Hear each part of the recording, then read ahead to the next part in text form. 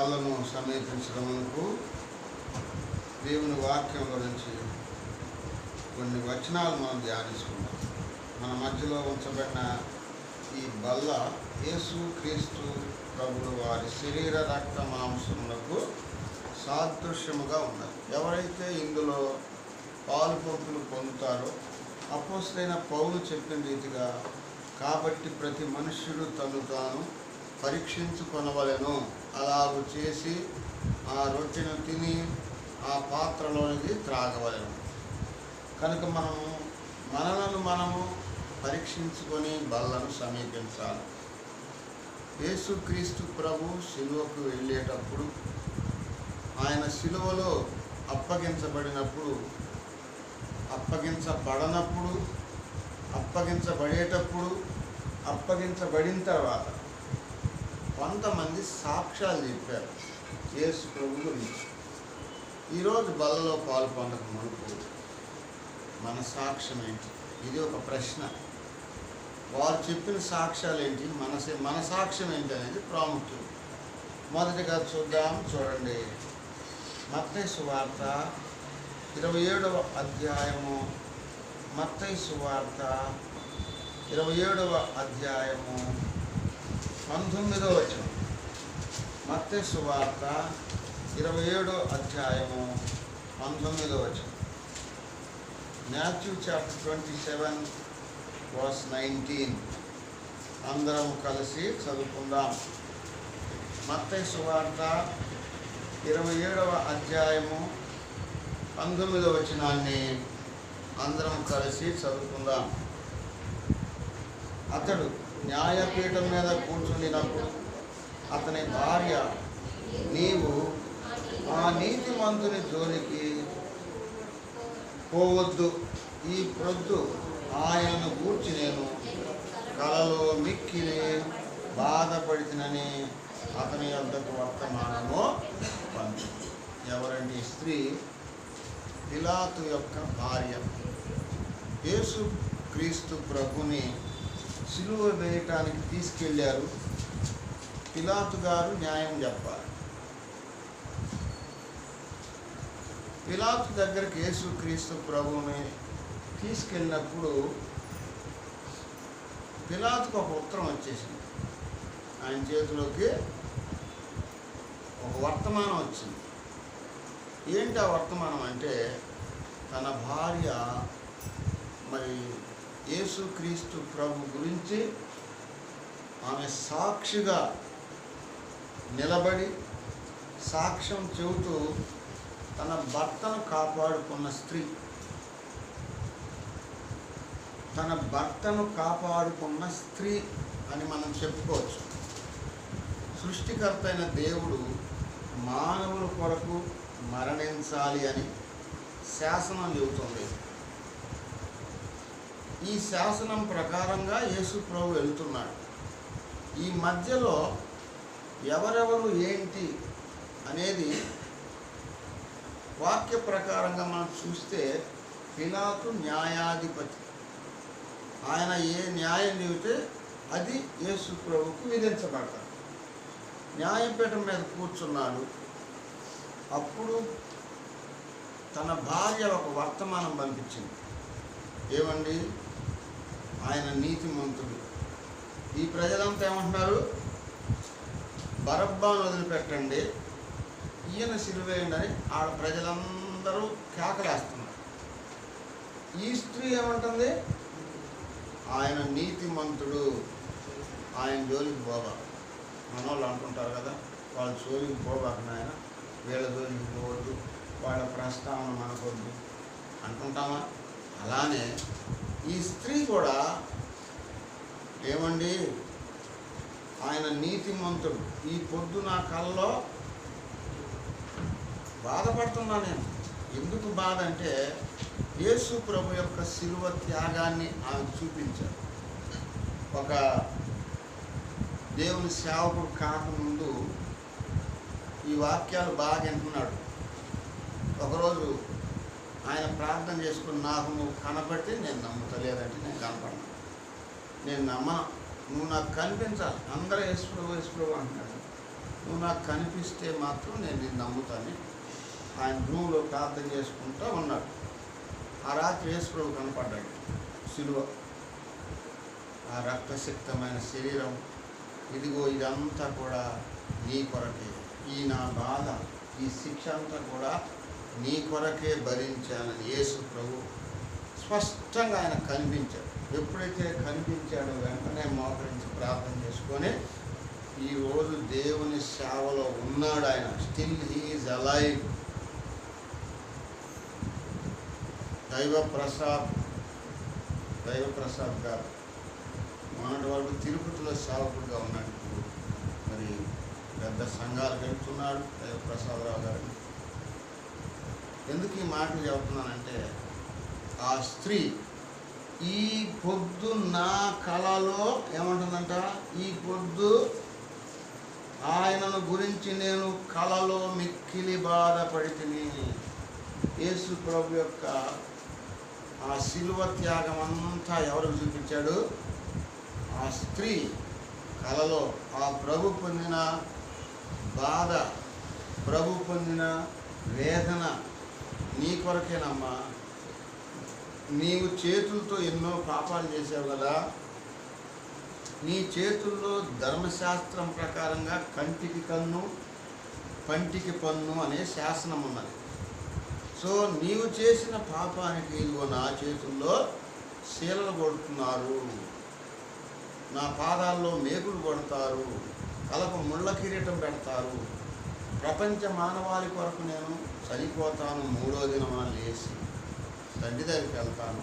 ఆ శిలువ దృశ్యాన్ని యేసు ప్రభు బహుశా ఆయన చూపించుండొచ్చు. అందుకే ఈ ప్రొద్దు నేను కలలో చాలా బాధపడితిని. చూసారా, మిక్కిలి బాధపడితిని. కాబట్టి ఆయన శిలువ త్యాగాన్ని బాధపడింది. రెండోది, ఆయనను మనం ఏమన్నా చేస్తే దానికి వచ్చే శిక్ష కూడా నా కుటుంబానికి వద్దు.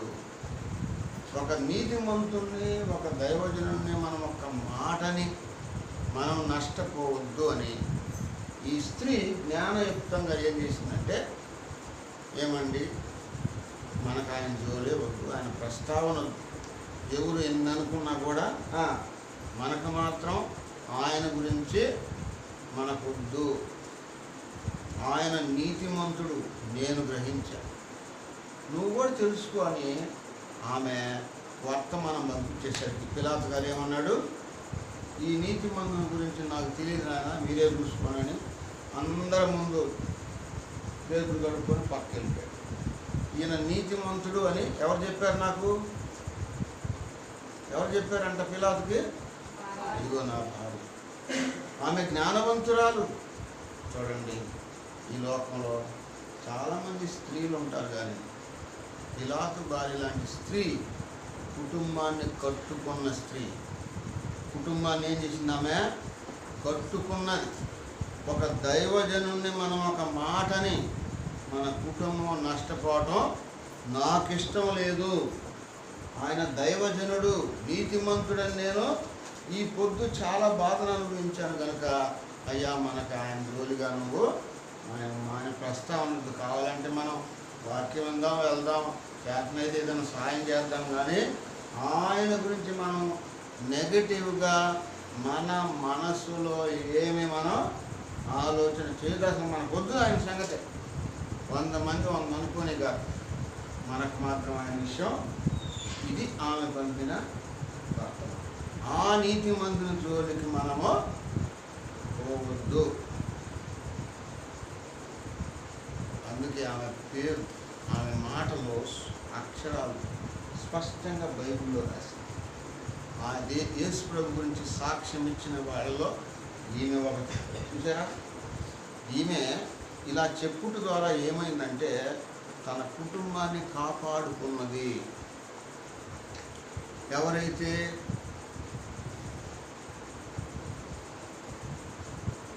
మనుష్య కుమారుడు వాక్య ప్రకారం వెళ్తున్నారు, కానీ ఎవరైతే ఆయనను వ్యతిరేకిస్తారో వారికి శ్రమ, అప్పగించిన వానికి శ్రమ. చూసారా, ప్రభుని అప్పగించిన వారికి శ్రమ అని రాయబడదు. కనుక దేవుడు ఈ స్త్రీలో ఉన్న సుగుణాలు మనం చూడాలి.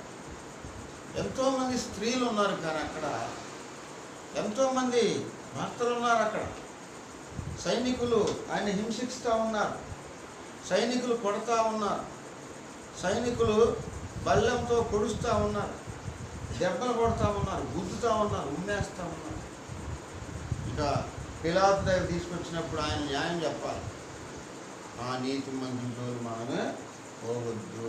చూసారా, ఆమెలో ఉన్న 7 సుగుణాలు మనం జ్ఞాపకం చేసుకున్నాం. మీరు ఆ మాట అనుటలో ఆమెలో ఉన్న 7 సుగుణాలు గమనిద్దాం. ఆమె మరి దేవుని యొక్క నమ్మకత్వాన్ని, దేవుని యొక్క చిత్తాన్ని, దేవుని యొక్క ఏర్పాటును, దేవుని యొక్క ఉద్దేశమును, దేవుని యొక్క ప్రణాళికను, దేవుని యొక్క చిత్తానికి ఆమె లోబడి. చూడండి, సామెతల పుస్తకం 31 అధ్యాయము, సామెతలు 31 అధ్యాయం, సామెతల పుస్తకము 31 అధ్యాయం, సామెతల పుస్తకం 31 అధ్యాయము 10వ వచనం.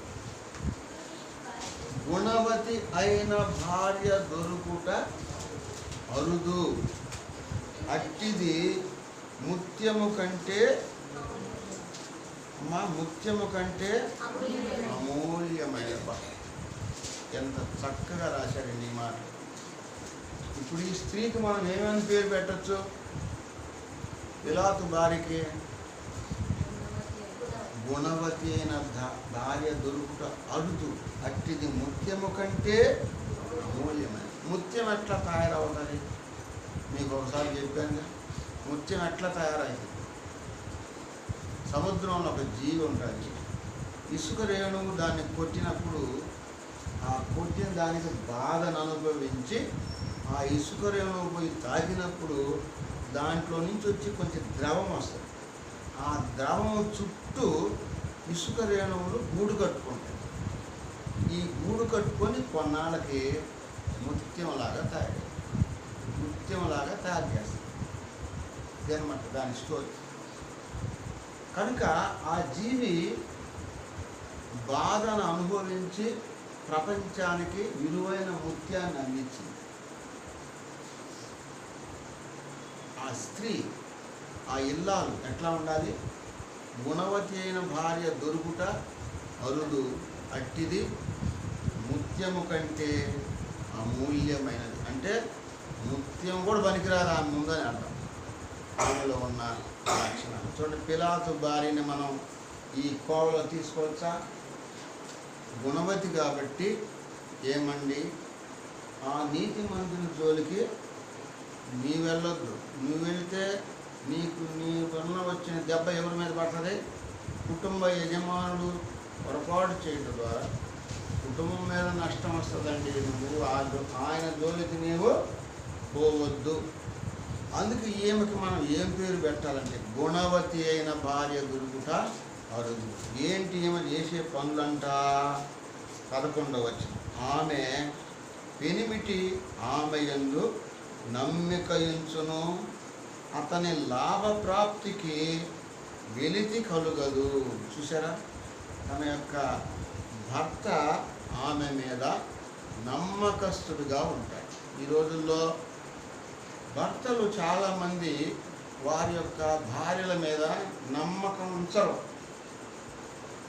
సమాజంలో మనం చూస్తే ఆ స్త్రీపై చాలామందికి అపనమ్మకస్తులుగా ఉంటారు, నమ్మకం లేని వాళ్ళుగా ఉంటారు. అందుకే చాలా కుటుంబాల్లో ఈరోజు భయంకరమైన కొట్లాటలు జరుగుతున్నాయి. విభజించబడుతున్నారు, విడిపోతున్నారు, కోర్టులకు వెళుతున్నారు, కుటుంబాలు విచ్ఛిన్నమైపోతున్నాయి, తెగిపోతున్నాయి బంధాలు. కారణం ఏంటంటే ఒకరి మీద ఒకరికి ఏం లేదు, నమ్మకం లేని దినాలు. అందుకే దేవుని ప్రజలైన మనము ఫస్ట్ దేవుని మీద నమ్మకం పెట్టాలి. కొంతమంది దేవుని నమ్ముకున్నానని చెబుతారు, కానీ వాళ్ళకి దేవుని మీదే నమ్మకం ఉండదు. చెప్పడానికి మేము దేవుని నమ్ముకున్నామని అంటారు కానీ వాళ్ళకి దేవుని మీదే నమ్మకం ఉండదు. ఇక మరి కుటుంబంలో ఎవరిని నమ్ముతారు వాళ్ళు? పిల్లల్ని నమ్మరు, భార్యను నమ్మరు, అన్నదమ్ములను నమ్మరు, దేని నమ్మరు. నేను ఒకసారి ఒక ఇంటికి విజిటింగ్ పోతే నిన్ను కూడా నమ్మను అంటున్నాడు. నిన్ను కూడా నమ్మను, నాకే పాస్టర్ లేడు. అది పాస్టర్ లేకుండా ఎవరైనా నీకు వాక్యం చెప్పేది? నీకు వాక్యం చెప్పేది ఎవరు? నీకు అన్ని కుటుంబానికి వచ్చి నీకు ప్రార్థన చేసేది ఎవరు? నీ బర్త్డే చేసేది ఎవరు? నీకు పెళ్లి చేసేది ఎవరు? జ్ఞాపకార్థాలు చేసేది ఎవరు? పుట్టినప్పటి నుంచి మాడించేంత వరకు నీ ఎమ్మటి ఉండేది ఎవరు? దైవజనుడు. నేను ఆయన కూడా నమ్మను. ఎవరు నమ్ముతావు మరి? నిన్ను నువ్వన్నా నమ్ముతున్నావు లేదా? నీ మీద నీకు నమ్మకం ఉందా? అదమ్మా. సో ఈరోజు క్రైస్తవ సమాజం దేవుని ప్రజలు అని చెప్పుకుంటున్నాం కానీ వారి మీద వారికి నమ్మకం లేదు. నేను దేవుని నమ్ముకున్నానని చెప్తాను. అందును బట్టే కుటుంబాల్లో అపనమ్మకమైన పరిస్థితులు ఏర్పడుతున్నాయి. ఒకరి మీద ఒకరికి నమ్మకం లేదు. అందుకే పిలాతు చక్కగా రాసింది వర్తమానం ఏమండి, ఆయన నీతిమంతుడు, ఆయన జోలికి పోడు. వద్దన్నప్పుడు ఏం చేశాడు ఆయన? వెంటనే గుణవతి అయిన భార్య దొరుకుట నువ్వు చెప్పినట్టే నేను చేస్తానమ్మా, ఎందుకంటే నువ్వు గుణవతివి కాబట్టి నీ యందు నేను నమ్ముకుంటాను. అది మన కుటుంబాన్ని కట్టుకునే విధానం. జ్ఞానవంతురాలు తన ఇల్లు కట్టుకొనును. సామెతలు 14 అధ్యాయం మాట వచ్చి జ్ఞానము కలిగి ఇల్లు కట్టుకోవాలి. ఎవరు కట్టేది ఇల్లు? ఎవరు చెప్పండి ఇల్లు కట్టేది? వివాహం అయిన తర్వాత ఇల్లు కట్టేది ఎవరు? యెహోవా ఇల్లు కట్టించని ఎడల దాని కట్టువారి ప్రయాసం. ప్రభు కట్టాలి. ఆయన కట్టాలంటే ఆయనకు అనుగుణంగా ఎవరు ఉండాలి? ఇంట్లో ఎవరు ఉండాలి? ఎవరు ఉండాలని చెప్పాడు దేవుడు? భార్య ఉండాలండి, ఆ స్త్రీ ఉండాలి. అందుకే నా 14వ అధ్యాయంలో జ్ఞానవంతురాలు తన ఇల్లు కట్టును అంటే ఆమె కూడా ఎట్లా కట్టుకుంటుందంట? జ్ఞానముతో. ఎక్కడుంది జ్ఞానము? ఆయనే. ఆయన అనంత జ్ఞాని. 147 కీర్తన 5 వచ్చిన ఆయన జ్ఞానములకు మితి లేదు. యాకోబు పత్రిక 3:15-17 పైన నుంచి వచ్చిన జ్ఞానం 7 ఆధిక్యతలు కలిగిన జ్ఞానం. యెహోవా యందు భయభక్తులు కలిగి ఉంటా జ్ఞానములకు మూలం. బుద్ధి జ్ఞానములు సర్వసంపద ఆయనే. కాబట్టి స్త్రీలు ఆయన యందు నమ్మిక ఉంచాలి, దేవుని యందు నమ్మిక ఉంచాలి. అప్పుడు దేవుడు వాళ్ళకి జ్ఞానం ఇస్తాడు. ఈ పొద్దు నేను కలలో మిక్కిలి బాధపడ్డానంటే ఆ ప్రభు కనపడ్డాడు.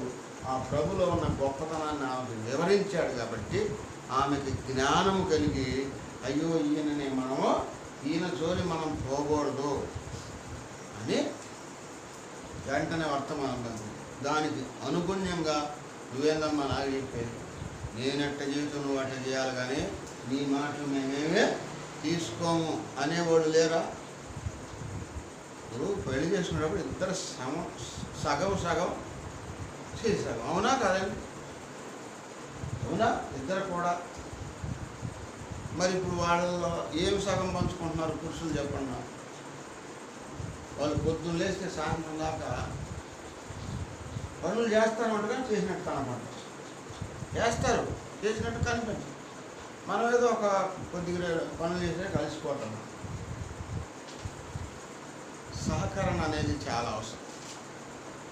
ఇద్దరు కలిసి సైతాన్ని ఎదిరించాలంటే ఇద్దరు ప్రార్థన చేయాలి, ఇద్దరు బైబిల్ చదువుకోవాలి, ఇద్దరు కలిసి దేవుని సన్నిధికి రావాలి.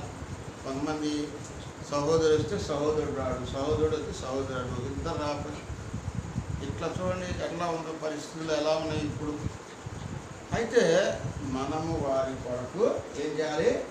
ప్రార్థన చేయాలి. ప్రభువా వారు కూడా దేవుని సన్నిధికి వచ్చేటట్టు సహాయం చేయాలి. ఆ బాధ్యత ఎవరు రాకపోతే వారి మీద ఉంటాయి. కనుక ఈ స్త్రీ గుణవతి. అందుకు ఆమె ఎలా ఉందంట? పెనిమిటి మీద ఆమె యందు నమ్మిక ఉంచును. అతనికి మేలు చేయును కానీ కీడేమీ చేయదు. గుణవతి అయిన భార్య ఎట్లా ఉందంట?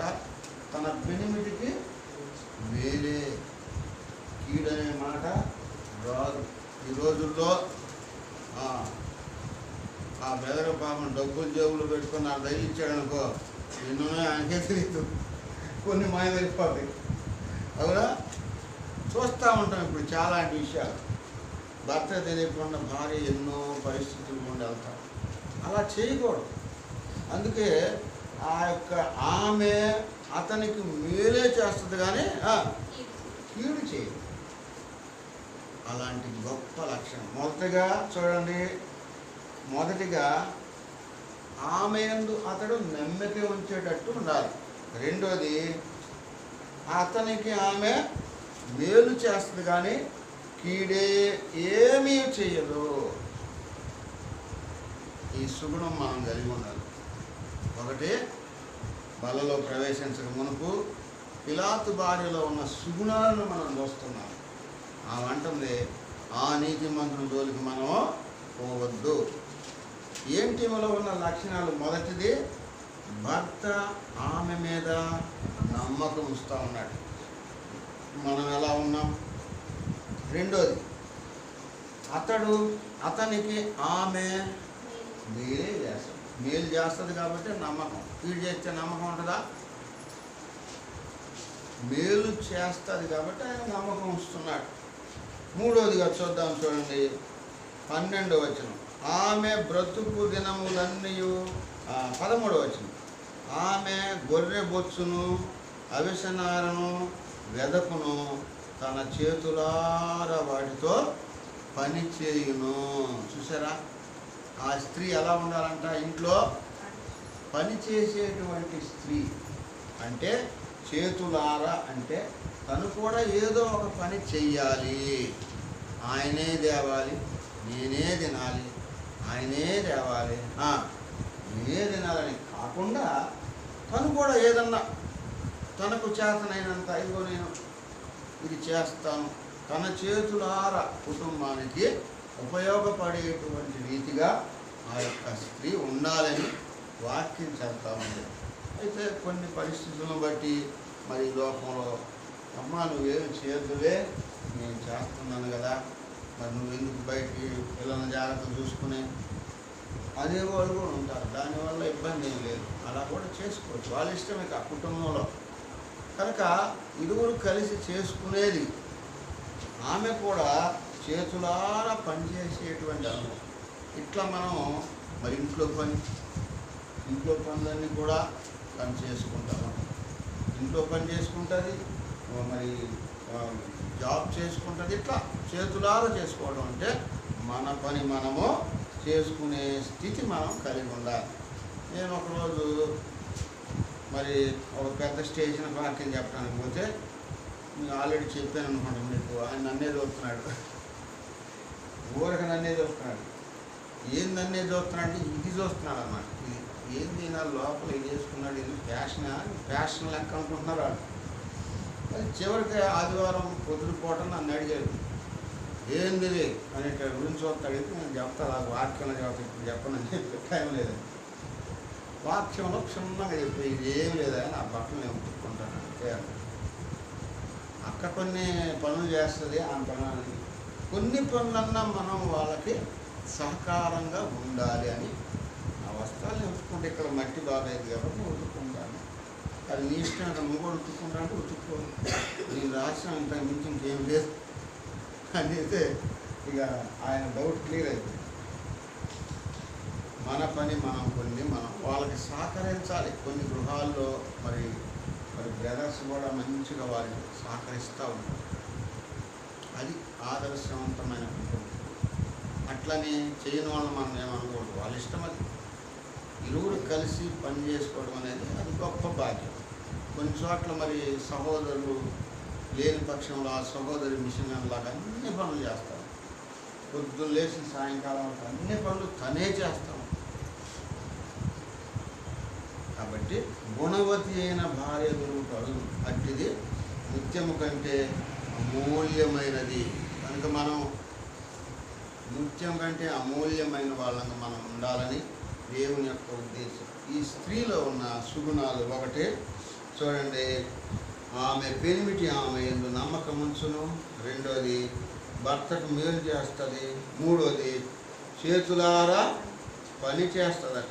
నాలుగోది చూద్దాం, 15వ వచనం చదవండి. ఒకళ్ళు 31 సామెతలు 15.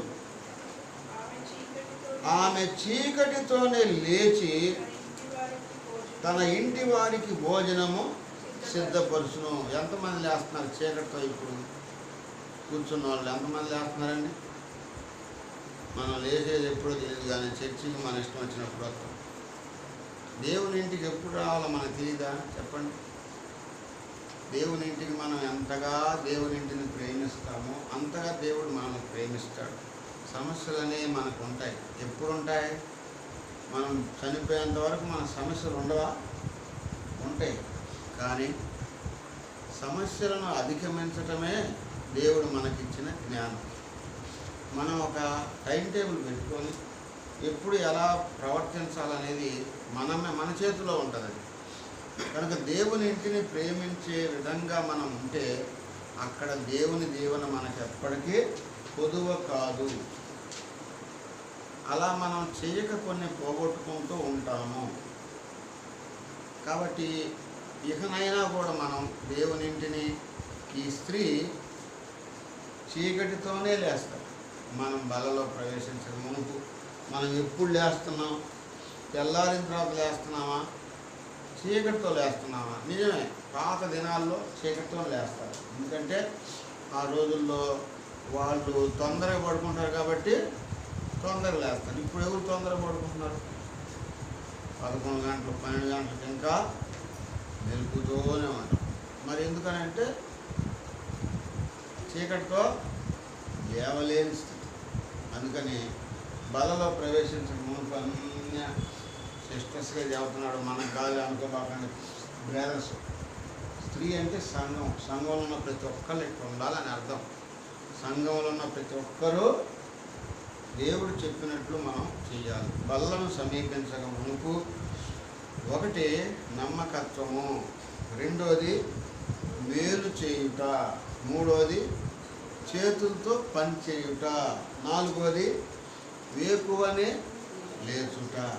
వేకుదామని లేచి నువ్వు సబ్జెక్ట్ చదువుకో, లోపల ప్రింట్ అయి ఉంటుంది. బైబిల్ చదువు, లోపల ప్రింట్ అయి ఉంటుంది. నువ్వేం చదివావో అది ఇక్కడ వెక్కిపోద్ది అనమాట. పొద్దునే చీకటితోనే నువ్వు చదువుతావు. అందుకే చాలామంది పిల్లలు పొద్దున్న లేచి చదువుతారు, 4 గంటలకు లేచి చదువుకుంటూ ఉంటారు. అది ఎప్పటికి కూడా ప్రింట్ అయి ఉంటుంది. నైట్ నువ్వు ఎంతసేపు చదివినా చదివినట్టే ఉంటుంది. కానీ ఇది వేకువ. అందుకే చీకటితోనే లేచి తన ఇంటి వారి కొరకు భోజనము సిద్ధపరచు. మనం ఇట్లా కలిగి ఉన్నామా? ఇవన్నీ మనం చూసుకోవాలి. బలలో ప్రవేశించిన మునుపు ఈ సుగుణాలన్నీ మనలో లేకపోతే ఏటిల్లో మనం తప్పిపోతున్నామో వాటిని మనం మన ఆచరణలో పెట్టుకోవడానికి ఇష్టపడాలి. ఇన్నదమ్మది 4. 5 చూద్దాం. 16 వచనం. ఆమె పొలమును చూచి దానిని తీసుకును, తాము కూడబెట్టిన ద్రవ్యము పెట్టి ద్రాక్ష తోట ఒకటి నాటించును. సహోదరుడు ఏదైతే ఉద్యోగం చేశాడో, ఏదైతే సంపాదించిందో ఫస్ట్ దేవుని భాగం, దేవుడు 10వ వంతు తీసిన తర్వాత కొంతమంది పురుషులు మర్చిపోతారు. ఆ స్త్రీ జ్ఞానం గలది కాబట్టి, ఏమండి నేను పిల్లలు మేమంతా కూడా మరి దేవుని వాక్యంలో బలపడుతున్నాం కనుక ఏదైతే మనకు వచ్చిందో దాన్ని స్థానిక సంఘంలో మనం దేవునికి అర్పించడం ద్వారా దేవుడు మన కుటుంబాన్ని దీవిస్తాడు, ఇంకా ఉన్నతమైన స్థాయిలోకి మనం తీసుకెళ్తాడని ఎవరు చెప్పాలా? సహోదరుడికి చెప్పండి. ఎవరు చెప్పాలి? సహోదరి చెప్పాలా? ఆయనకు కొన్ని తెలుసుకొని తెలియదు. అప్పుడు ఆ సహోదరి ఆధ్యాత్మికంగా మేము పలానా చోట పోషించబడుతున్నాం కనుక మనకు ఏదైతే వస్తుందో దాన్ని దేవుడికి మనం అర్పిద్దాము. మెజారిటీ. అవునా కదండి? కనుక ఈమె యొక్క జీవితంలో ఇది ఎన్నోది 5వ పాయింట్గా ఏం చెప్తుందంటే, ఆమె కూడబెట్టిన ద్రవ్యముతో ఏం చేస్తుంట, ఒక ద్రాక్ష తోట ఒకటి నాటించుము. ద్రాక్ష తోట అంటే అర్థం ఏంటంటే అది దేవుని ఇల్లు, రెండోది మన ఇల్లు, మనకి ఏది అవసరమో అది. ఒక బిజినెస్ అన్నమాట, ఒక వ్యాపారం, ఒక పెట్టుబడి లాంటిది. తెలివితో ఆ వచ్చిన డబ్బులన్నీ కొంతమంది అయితే డబ్బులు కనపడటం ఆలస్యం, మనం సీఎంఆర్కి వెళ్దామా, అనుటెక్స్కి వెళ్దామా అంటుంటారు. అవునా? శాంతి నివాసన ఏంటి, శాంతి నికేతనకి వెళ్దామా, మాంగళ్యం బలానికి మాంగళ్యం పోదాం, ఇవి ఉంటుంటాయి చాలా షాపులు. పైసలు చేతిలో ఉండటం ఆలస్యం, ఏం చేస్తారు? అట్లాగా ఈ స్త్రీ ఏం చేస్తుందంటే పైసలు ఫస్ట్ తీసుకొని ఫస్ట్ ప్రార్థన చేసి దేవుడి ప్రార్థన పక్కన వేసి దాంట్లో ఎంతెంత వాడుకోవాలి, మన సరుకులకి ఎంత, ట్రావెల్కి ఎంత, ప్రతి ఆదివారం దేవుని ఎంత ఇవ్వాలి, రైతు పక్కన తీసిన తర్వాత మన అవసరాలకు ఎంత, ఈ నిజంగా మిగిలింది ఏమండి దీన్ని వ్యర్థం చేయండి. మనం ఏమండి దీన్ని మనము బ్యాంకులో దాచుకుంటాం. చూసారా? అట్లా దాచుకొని ఒక మంచి పెద్ద అమౌంట్ అయినప్పుడు దాంతో మనం ఏం చేస్తారు, ఆ స్త్రీ ఏం చేసింది, ద్రాక్ష తోట అంటే స్థలం కొనుక్కున్నదని అర్థం. ద్రాక్ష తోట అంటే అర్థం ఏంటి? స్థలం. ఈరోజు స్థలానికి ఉన్న వాల్యూ దేనికన్నా ఉందా? చెప్పండి. స్థలానికి ఉన్న వాల్యూ ఇంకా దేనికన్నా ఉన్నదా? పరిశుద్ధ గ్రంథంలో చాలామంది గొప్పవాళ్ళు అయ్యారంటే కారణం ఓన్లీ ప్లేస్. అబ్రహాము గొప్పవాడు అయ్యాడంటే దేవుడు ఆయనకి ఏమిచ్చాడు? ఎకరాలు భూమి ఇచ్చాడు. అట్లా చాలామంది భూస్వాములు ఉన్నారు పరిశుద్ధ గ్రంథం. అందుకే ఈరోజు కూడా చాలామంది కరుడుపోతులు అవుతున్నారంటే కారణం మనకేదో ఉన్నదాన్ని బట్టి కాదు. ఫస్ట్ మనకి ఏదైనా ఉంటే స్థలం మీద ఇన్వెస్ట్ చేస్తున్నారు చాలామంది. కొన్ని రోజులకి అది ఏమైపోతుంది, అసలు మేము ఈ గోడుకులకు వచ్చినప్పుడు రోడ్లే లేదు, ఎక్కడ చూసిన ముళ్ళ కంచలు, ఒక్క స్కూల్ ఒకటే కనపడేది, గ్రేస్ మిషన్ హై స్కూల్, ఇంకేమి లేవు. ఆ ఒకటే ఆడ నుంచి అక్కడదాకా సిలువు కనపడేది. ఆడవరకు గడ్డ మీద చూస్తే అది అంతా చిల్ల కంపలు, మట్టి రోడ్లు, ఏమి లేవు అక్కడ అసలు. అప్పుడు ఎంత గజం? 250, 150, 300. ఈరోజు ఎంతండి? మేము వచ్చింది 2000లో. ఈరోజు 2026 సంవత్సరంలో మీరు అడగండి, 60,000, 70,000 ఇల్లులు అయిపోయినాయి, అంతగా పెరిగిపోయింది. ఏంటి కారణం అంటే స్థలం మీద ఉన్న విలువ ఇంకా దేని మీద లేదు. అందుకని ఇక్కడ ఆ స్త్రీ ఏం చేసిందంట, ఆ డబ్బు అంతా కూడబెట్టుకొని ఏం చేస్తుంది, చక్కగా పోయి తోట అంటే ద్రాక్ష తోట స్థలం మీద పెట్టేసి. ఇది జ్ఞానవంతురాలు చేసిన పని. మనమైతే చాలామంది వచ్చిన డబ్బులు వచ్చినట్టు అయిపోతూనే ఉంటాయి, కొంతమంది అయిపోతూనే ఉంటాయి. పైసలు చేతిలో ఉండటం ఆలస్యం, అది కొనాలి, ఇది కొనాలి, అది చూడాలి, ఇది చూడాలి, అది తినాలి, ఇది తినాలి, ఇదే ఉంటుంది. కానీ కొంచెం 10 రూపాయలు దాచిపెట్టుకొని మనం ఏదైనా ఒక ఇల్లు కొనుక్కుందాం, ఏదైనా స్థలం కొనుక్కుందాం, ఏదైనా ఇది కాదు, అది అట్లా ఉండాలనే మనకు వాక్యం చెప్తాం. ద్రాక్ష తోట నాటించిందంట ఆవిడ. ఇంకేం చేసిందంట, ఆమె నడికట్టు చేత నడుము బలపరుచుకుంది, చేతులతో బలముగా పనిచేయను. ఆమె చూడండి, ఇప్పుడు ఎన్నో పాయింట్ అమ్మేది, 5వదిగా ఒకటి చెప్పాలి మీరు. ఆమె మీద భర్తకి ఏముంది? 2వది మేలే చేస్తుంది. మనము సంఘానికి కానీ దేవుని పిల్లలకు కానీ దైవజనులకు కానీ మనం ఏం చేయాలి? మేలే చేయాలి, కీడు చేయకూడదు. 3వది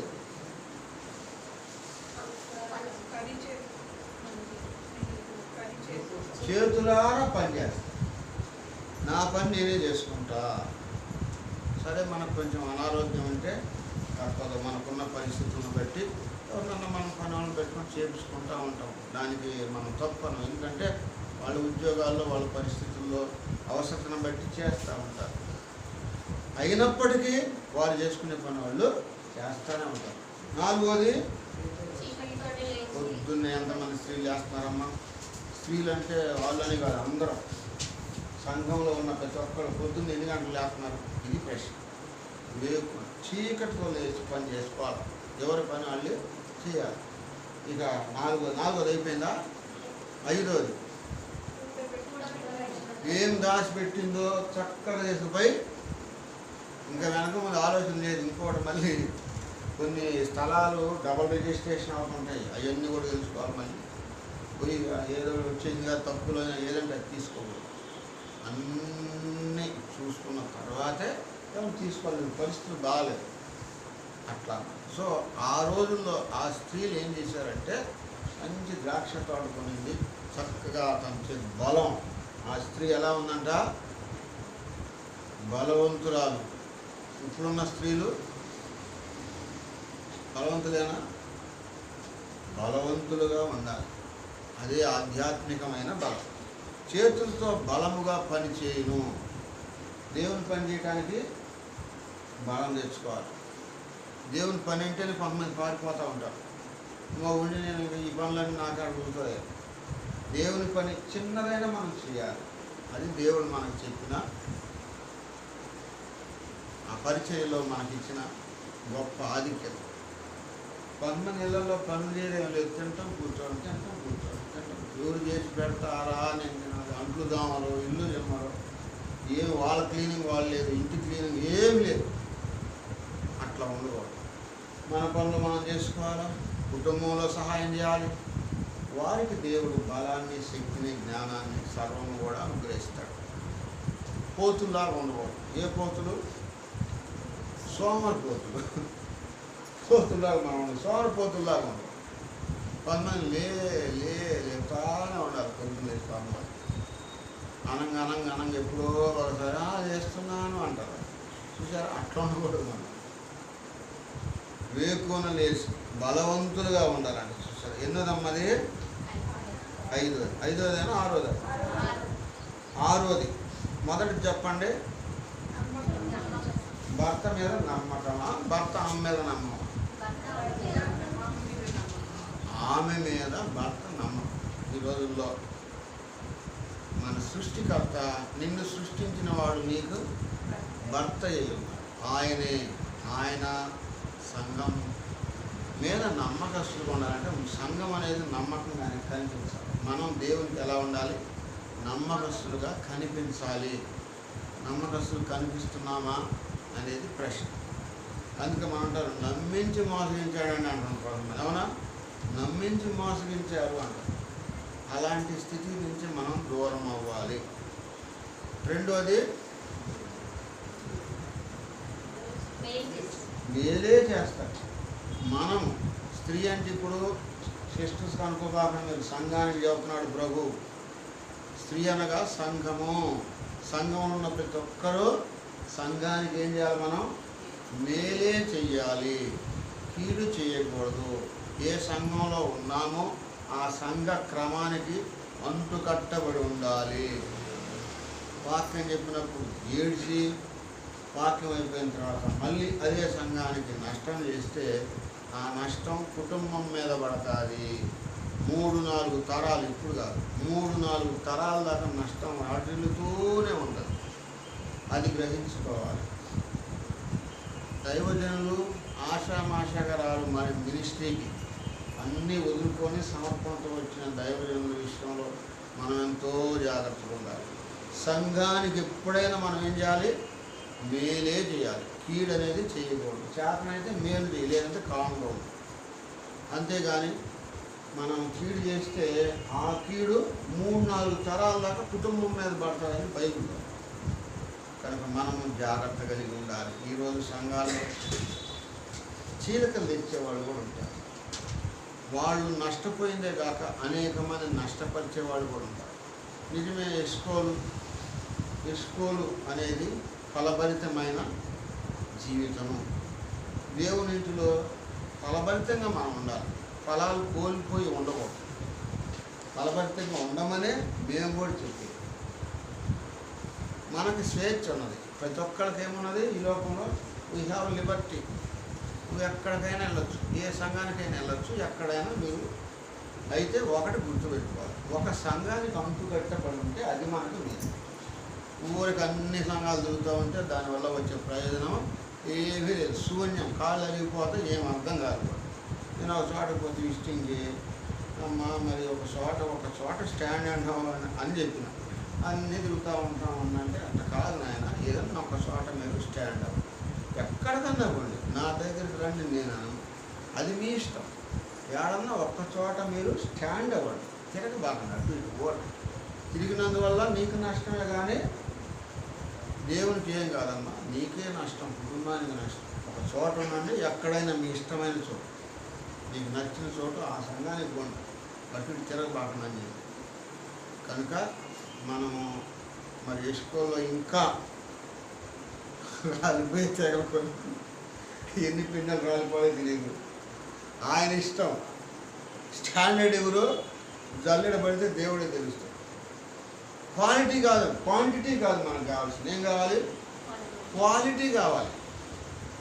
నలుగురు చాలు. నువ్వు ఎంతమందికి స్వార్థ చెప్పావు? దేవుడు నీ మీద ఒక బాధ్యత ఇచ్చాడు, నీకు ఒక బాధ్యత ఇచ్చాడు. కాపరి గొర్రెలను కనకడా? ఏమ్మా కాపరా గొర్రెలు కానేది? గొర్రెలా చెప్పండి? గొర్రెల పిల్లలను పెట్టేది కాపరే. చెప్పనమ్మా. మరి గొర్రెలు అంటే మీరు దేవుని పిల్లల మన నువ్వు ఎంతమంది తెచ్చావు? నీకు అసలు బాధ్యత ఉందా? ఏదో రావటం పోవటమేనా? ఏమన్నా దేవుని ఇంటికి నడిపించావా? నూతన ఆత్మల్ని నడిపించే బాధ్యత ఎవరి మీద ఇచ్చాడు? దేవుడు నీకు అప్పగించాడు. సంవత్సరం టైం తీసుకో. ఎన్ని రోజులు? 1 year తీసుకో. నువ్వు ఒకళ్ళు తీసుకో. దేవుని ఇంటికి నడిపించు, పూర్ణ హృదయంతో నడిపించు. దీనికి ఎంత టైం కావాలి? 1 year టైం తీసుకో. 365 రోజులు తీసుకో. ఒక్క ఆత్మను దేవుని ఇంటికి తీసుకో. అప్పుడు దేవుడు నీ ద్వారా మహింపరచబడతాడు. దేవుడికి చేసింది మనల్ని ఆయన ఎప్పటికి ఉంచుకోడు, మనకు రెట్టింపుగా ఇస్తాడు. ఇట్లాని మనం ఏదో పచ్చివాళ్ళని రాండి పోదమ్మా భోజనాలు ఇట్లా కాదు. ఒకరించి ప్రార్థన చేయాలి, ప్రార్థనా పూర్వకంగా ఒక ఆత్మను సంపాదించుకోవాలి. పని చేయటం అంటే ఆమె బలముగా పని చేయను. ఎట్లా ఉంటుందంట? బలంగా పని చేస్తాం. మనం ఏం పని చేస్తున్నాం? దేవుని పని చేస్తున్నాం. అసలు ఒక ఆత్మ గురించినటువంటి ఆలోచన ఉన్నదా మనకి? దేవుడు నిన్ను రక్షించింది ఎందుకంటే నీ ద్వారా కనీసం సంవత్సరానికి ఒక ఆత్మను దేవుని ఇంట్లోకి తీసుకురావాలి అని. తీసుకొస్తున్నామా? అసలు మన మీద దేవునికి నమ్మకం ఉందా? మనం మేలు చేస్తున్నామా? సంఘానికి కీడు చేస్తున్నామా అనేది ప్రశ్న. సంఘానికి ఎప్పటికైనా మనము మేలే చేయాలి కానీ ఎప్పటి కీడు చేయదు. ఆ కీడు చేయడం ద్వారా చాలా ఇబ్బంది పడతాం. మూడవదిగా ఆమె ఎలాంటిదంట? పని చేస్తారు. ఆమె చేతులతో పని చేస్తారు. మనం కూడా దేవుని ఇంట్లో దేవుని పని మనం చేయాలి. మనకు చెప్పిన పని ఇంకొకళ్ళకి అప్పగించకూడదు. మన చేతులతో పని చేయడం అంటే దైవజనులు నీకేం పని అప్పచెప్తే నీకు అప్పచెప్పిన పని నువ్వే చేయాలి. కొంతమంది ఇంకొకళ్ళకి అప్పగిస్తావు. అట్లా చేయకూడదు. 4వది ఏంటమ్మా? చీకటితోనే లేచాను. మనం దేవుని బిడ్డలంగా పొద్దున్నే లేచి దేవుని సన్నిధిలో కనిపెట్టాలి, మన పని మనం చేసుకోవాలి. 5వది దేవుని కొరకు, నీ గృహం కొరకు నువ్వు పైసలు దాచుకోవాలి. ఫస్ట్ ఏదైతే దేవుడు నీకు ఇచ్చాడో దేవుని భావం దేవుడు తీసి నీ కుటుంబం కొరకు నువ్వేం చేసుకోవాలి? దాచిపెట్టుకోవాలి. దాచిపెడుతున్నారా? 2 రాళ్ళు వెనకేస్తున్నారా? ఎవరికొన్నా తగులుతాయి. వాళ్ళు వెనకాల బైబిల్లో ఉంది, నేను సొంతంగా చెప్పేది కాదు. చూడండి, కొరింథీయులకు రాసిన పత్రిక 2 Corinthians chapter 12 verse 14. 2 Corinthians 12:14. ఇదిగో ఈ 3వసారి మీ వద్దకు వచ్చుటకు సిద్ధంగా ఉన్నాను. వచ్చినప్పుడు మీకు భారంగా ఉండటం మీ సొత్తు ఉండను, మీ సొత్తును కాదు మిమ్మునే కోరుచున్నాను. పిల్లలు తల్లిదండ్రుల కొరకు కాదు, తల్లిదండ్రులే పిల్లల కొరకు ఆస్తి తగినది కదా. తల్లిదండ్రులే పిల్లలకి ఏం చేయాలా? ఆస్తిని కూర్చుకోవాలంటే దాచుకోవాలంటే. కనుక కుటుంబాల్లో మనము దాచుకునే స్థితి దేవుని కొరకు. ఐదోదేనమ్మా, అదే ఆరోదే? 5 అయిపోయినా? ఇప్పుడు మనం చెప్పుకునేది ద్రాక్ష తోట నాటును, ఇది ఉన్నది 5. ఇప్పుడు 6. చేతులతో బలంగా పనిచేస్తాయి. అంటే బలవంతులుగా ఉండాలి. దేవుని ఇంట్లో మనం బలవంతులుగా మనం జీవించాలి, బలహీనంగా ఉండకూడదు. ఇక అది ఎన్నోదమ్మా? 6. 7గా చివరిగా 30వ వచనం, యెహోవా యందు భయభక్తులుగా కలిగిన స్త్రీ కొనియాడబడును. ఎవరైతే ఈ క్వాలిటీస్ ఉంటాయో ఆ స్త్రీ ఏం చేయబడుతుందంట? కొనియాడబడతారు. ఫలాని సంఘం, ఆ సంఘంలో ఎంత బాగుందని, అసలు ఎంత విశ్వాసులు, ఎంత మంచి పాటలు పాడుతున్నారు, వాక్యాలు చదువుతున్నారు, ఎంత చక్కగా దేవునింటిని ప్రేమిస్తున్నారని మన దగ్గరకు వచ్చిన వాళ్ళు మన గురించి ఇంకొక చోట సాక్ష్యం చెప్పాలి. కొనియాడబడటం అంటే అదే. అలాంటి స్థితి మనం కలిగి ఉండాలి. అందుకే ఇక్కడ పిలాతు భార్య అంటుంది, ఏమండి, ఆ నీతి మంత్రుల గురించి మనము కుటుంబాన్ని కట్టుకున్న ఏకైక స్త్రీ. అందుకే మన కుటుంబాన్ని మనం కట్టుకోవాలంటే మనం కూడా 7 సుగుణాలు ఈ కలిగి ఉన్నామా? వీటిల్లో తప్పిపోతున్నట్లయితే ప్రభు దగ్గర మనం క్షమాపణ కోరుకొని వాళ్ళలో పాల్గొంటాం. రండి ప్రార్థన చేసుకుందాం. అందరం మోకరించండి.